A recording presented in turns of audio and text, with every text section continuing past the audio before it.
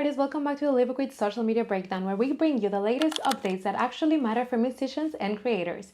Before we dive in, don't forget to subscribe and turn on notifications so you never miss a drop. Let's get started. Let's kick off with Instagram and Meta's massive push into creator tools. They just rolled out new features on their Edits app, and listen, this might be the most underrated free editing tool right now. Here's what's new. Bitmarkers to sync clips with your track's rhythm. Huge win for visualizers and promo clips. 15 new text animations. AI-powered batch editing for filters and transitions.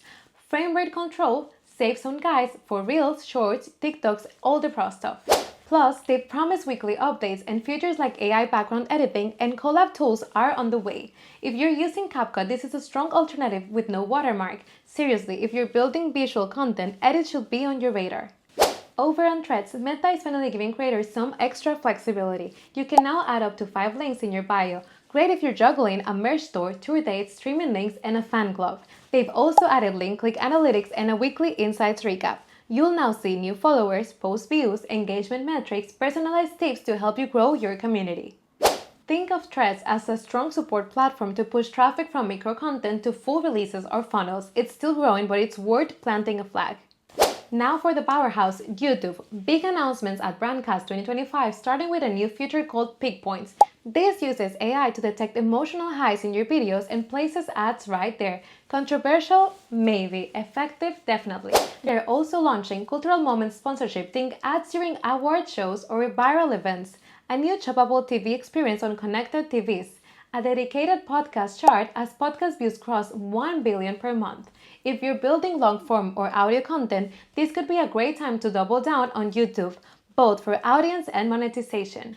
Instagram head Adam Mosseri dropped the gem for creators. Don't start a new account if you're changing your content style. Instead, archive old content, post a heads-up video, test new ideas with Reels before going all in.